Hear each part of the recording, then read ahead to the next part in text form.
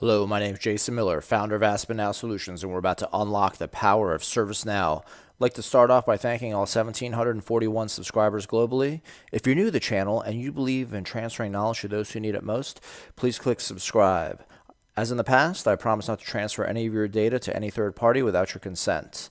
Today, what we're going to be doing is continuing on from the last video where I showed how we could implement a script to enforce only integer values, and also there was a comma and a period that we allowed for too, in a single line text variable within a service catalog item. So we have here our item, which is service category request.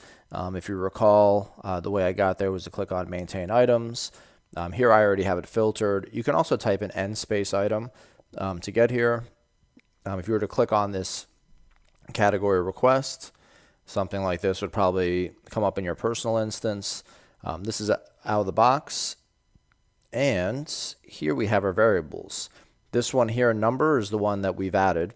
And one kind of cool thing about the system is that it'll actually, with the order, enforce negative values too. So you can put in a -5, then a 0. So if you were to run out of space and you really wanted this to be, originally if you wanted this to be your first variable that appeared, but then later on you had users who gave you additional requirements that said, hey, we want this number field to appear first. You don't have to go through and reorder all these things. You could do -2. So that's just one fun fact for you that we'll go over today. So if we were to go to our number variable within the list view, and just as a refresher, the way we got there was to right click or two-finger click if you're on a Mac, and click this open new window.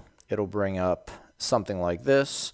The reason why I'm bringing up this view is because if I want to look through the list columns, I just want to show that there is no real max value that the fields have for the application. So just remember, service catalog variables are fundamentally different in certain respects from the fields that we're used to building. So if we were to look at, for example, this dictionary entry here, if we actually, let's back it up a second, look at this incident record. I built one called AAspennow, and the script, it looks like, is already in action. Never mind this error right here. That was from a little bit of testing a minute ago, but I'll show you how the script works on the catalog variable. But here we have this max length. So even if we wanted to put in more than 4 digits, the system does it for us for fields, which is fine. So that's one thing to note, right? That we can do 4 digits. So if I try to type in more, it won't let me, and I'm really trying right now. So just wanted to note that. So service catalog variables, they don't have that same type of functionality. That's why we need to script this out. Maybe there is another way out there. I'm not familiar with it, so that's why I'm doing this segment today, to show you how you can do it via script. If we were to go into the single line text variable number, which we created, we can kind of go through here and look for that same field. It doesn't look like they have it.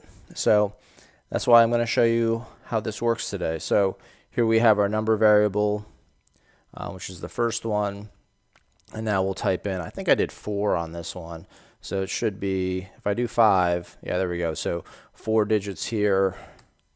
If I refresh the screen, let's reload this. And you'll notice that the error is different than the one from the previous section. So the previous video. So the previous video was we only wanted to allow integers, and that's the error that you'll get right here, and that you have to click through and hit OK.